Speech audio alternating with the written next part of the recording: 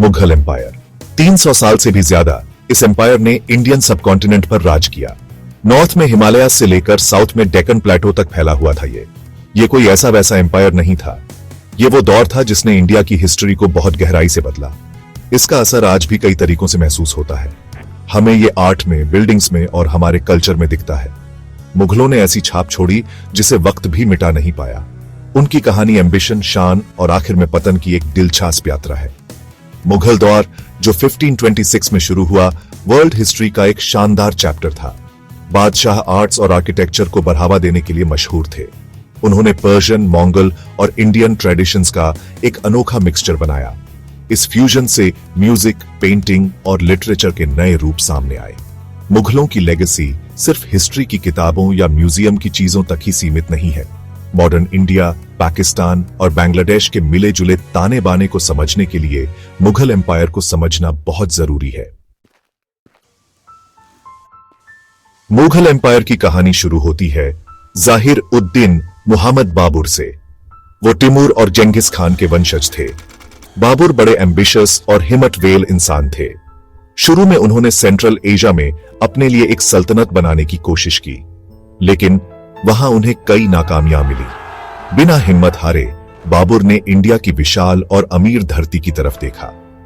1526 में बाबर अपनी छोटी मगर इरादों की पक्की आर्मी लेकर इंडिया आए। पानीपत की पहली लड़ाई में उनका सामना इब्राहिम लोदी की कहीं बड़ी फौज से हुआ। बाबर एक शानदार मिलिट्री स्ट्रेटेजिस्ट थे। उनकी बेहतरीन टैक्टिक्स और डिसिप्लिन्ड आर्मी ने उन्हें एक डिसाइसिव जीत दिलाई। इस जीत ने दिल्ली सल्तनत का अंत किया और इंडिया में मुगल शासन की शुरुआत की। 1530 में बाबर की डेथ के बाद उनके बेटे हुमायूं गद्दी पर बैठे। हुमायूं को अपने शासन की शुरुआत से ही कई चुनौतियों का सामना करना पड़ा। उन्हें शेर शाह सूरी के हाथों कई हार झेलनी पड़ी। आखिरकार 1540 में उन्हें अपना सिंहासन छोड़कर इंडिया से भागना पड़ा। 1555 में वो शेर शाह के वारिसों को हराकर दिल्ली पर दोबारा कब्जा करने में कामयाब हुए, लेकिन उनकी ये जीत ज्यादा दिन नहीं चली। जलालुद्दीन मुहम्मद अकबर सिर्फ 13 साल के थे जब उनके पिता हुमायूं की डेथ हुई। उस छोटे लड़के को एक ऐसी सल्तनत विरासत में मिली जो सिक्योर नहीं थी, लेकिन अकबर खुशकिस्मत थे कि उन्हें बैरम खान जैसा लॉयल गार्डियन मिला। बैरम खान ने रीजेंट के तौर पर काम किया और शुरुआती सालों में यंग एम्परर को गाइड किया। जैसे जैसे अकबर बड़े हुए, उन्होंने गवर्नमेंट का पूरा कंट्रोल अपने हाथ में ले लिया।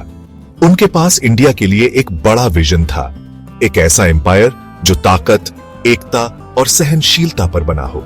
अकबर एक जबरदस्त मिलिट्री कमांडर और समझदार स्टेट्समैन थे। उन्होंने सुलह-ए-कुल की पॉलिसी शुरू की, जिसका मतलब था यूनिवर्सल पीस या सबके साथ शांति। अपने विशाल एम्पायर पर असरदार तरीके से शासन करने के लिए अकबर ने कई बड़े एडमिनिस्ट्रेटिव रिफॉर्म्स किए। उनके सबसे इंपॉर्टेंट इनोवेशंस में से एक था मानसबदारी सिस्टम। अकबर ने अपने फाइनेंस मिनिस्टर राजा तोदर माल की मदद से लैंड रेवेन्यू सिस्टम में भी सुधार किया। अकबर आर्ट, लिटरेचर और आर्किटेक्चर के भी बड़े संरक्षक थे। उनका दरबार नवरत्नस यानी 9 रत्नों से सजा था, जो बेहद टैलेंटेड लोगों का ग्रुप था। अकबर के शासनकाल को सही मायनों में गोल्डन एज माना जाता है। वो अपने पीछे एक ताकतवर, खुशहाल और काफी हद तक यूनिफाइड एम्पायर छोड़ गए, जिससे उन्हें अकबर द ग्रेट का खिताब मिला। सेक्शन 4, जहांगीर कला और संस्कृति का पारखी शासन। 1605 में अकबर की डेथ के बाद उनके बेटे प्रिंस सलीम गद्दी पर बैठे। उन्होंने जहांगीर का खिताब लिया, जिसका मतलब है दुनिया जीतने वाला। जहांगीर को अपने पिता से एक स्टेबल और खुशहाल एम्पायर विरासत में मिला। जहांगीर बहुत रिफाइंड टेस्ट्स वाले इंसान थे। उन्हें आर्ट, खासकर पेंटिंग में गहरी दिलचस्पी थी और नेचर से बहुत प्यार था। उन्होंने अपने ऑब्जर्वेशंस और एक्सपीरियंसेस अपनी मेमोइर्स तुजुकी जहांगीरी में लिखे। जहांगीर के शासनकाल का एक अहम पहलू उनकी पत्नी नूरजहां का जबरदस्त प्रभाव था। नूरजहां असल में एम्पायर की शासक बन गई, खासकर जहांगीर के आखिरी सालों में। जहांगीर का सबसे बड़ा पैशन पेंटिंग था। उनके संरक्षण में मुघल मिनिएचर पेंटिंग अपने चरम पर पहुंची। कल्चरल तरक्की के बावजूद जहांगीर के शासनकाल में प्रॉब्लम्स की कमी नहीं थी। सेक्शन 5, शाहजहां मुगल वास्तुकला की शान का शिखर। प्रिंस खुर्रम 1628 में गद्दी पर बैठे और शाहजहां का शाही खिताब लिया। उनके शासनकाल को बड़े पैमाने पर मुगल आर्किटेक्चर का गोल्डन एज माना जाता है। शाहजहां को इमारतें बनवाने का बेमिसाल शौक था। उनका मकसद ऐसी इमारतें बनाना था जो मुगल एम्पायर की ताकत, दौलत और शान का प्रतीक हो। शाहजहां की आर्किटेक्चरल उपलब्धियों में सबसे मशहूर बेशक आगरा का ताजमहल है। यह शानदार मकबरा उनकी प्यारी पत्नी मुमताज महल की याद में बनवाया गया था। ताजमहल इस्लामिक आर्किटेक्चर का एक बेहतरीन नमूना है। ताजमहल के अलावा शाहजहां ने कई और शानदार इमारतें बनवाईं। उन्होंने दिल्ली में एक नया कैपिटल सिटी बनवाया जिसका नाम शाहजहानाबाद रखा। इसी शहर के अंदर उन्होंने शानदार रेड फोर्ट बनवाया। शाहजहां को सफेद मार्बल और बारीक सजावटी टेक्निक्स का इस्तेमाल पसंद था। हालांकि शाहजहां के शासनकाल में बेमिसाल आर्किटेक्चरल अचीवमेंट्स हुई, लेकिन इसमें भविष्य की समस्याओं के बीज भी थे। अपने शासन के आखिर में शाहजहां बुरी तरह बीमार पड़ गए, जिससे उनके बेटों के बीच गद्दी के लिए जबरदस्त लड़ाई शुरू हो गई। सेक्शन 6, औरंगजेब साम्राज्य का विस्तार और असंतोष के बीच। औरंगजेब आलमगीर, शाहजहां के तीसरे बेटे, ने 1658 में मुगल सिंहासन पर कब्जा कर लिया। अपनी पोजीशन पक्की करने के लिए उन्होंने अपने पिता को कैद किया और अपने भाइयों को खत्म कर दिया।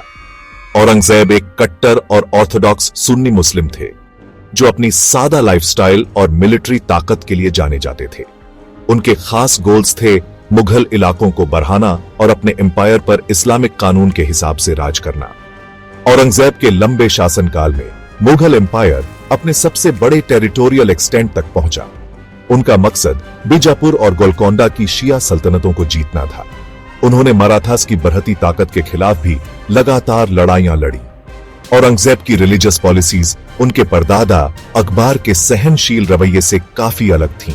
उन्होंने नॉन मुस्लिम्स पर जिजिया टैक्स फिर से लगा दिया और कुछ नए बने हिंदू मंदिरों को तोड़ने का हुक्म दिया।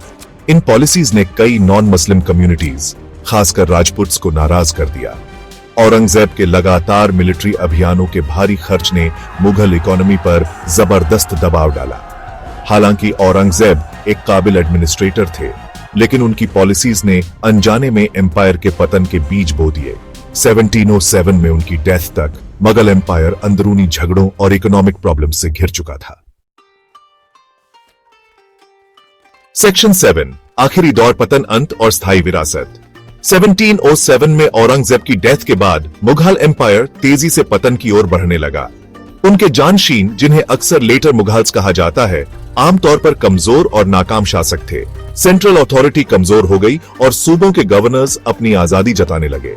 एम्पायर अंदर से टूटने लगा। रीजनल ताकतें उठने लगीं और उनकी अथॉरिटी को चैलेंज करने लगी। पेशवास के तहत मराठास ने इंडिया के बड़े हिस्सों में असर फैलाया। पंजाब में सिख्स, आगरा के पास जेट्स और रोहिलास ने भी कंट्रोल वाले इलाके बना लिए। एम्पायर को विदेशी हमलों से भारी नुकसान हुआ। पर्शिया के नादिर शाह ने 1739 में दिल्ली को लूटा। अफगानिस्तान के अहमद शाह अब्दाली ने बार बार हमले किए। 18वीं सदी के मध्य तक मुगल एम्पायर अपनी पुरानी शान की महज एक परछाई बनकर रह गया था। इंडिया में असली ताकत रीजनल राज्यों और ब्रिटिश ईस्ट इंडिया कंपनी की तरफ जा रही थी। पतन के बावजूद मुगल एम्पायर ने इंडियन सबकॉन्टिनेंट पर एक स्थायी विरासत छोड़ी। मुगल दौर इंडिया की हिस्ट्री का एक अहम हिस्सा है, जिसका असर आज भी गूंजता है।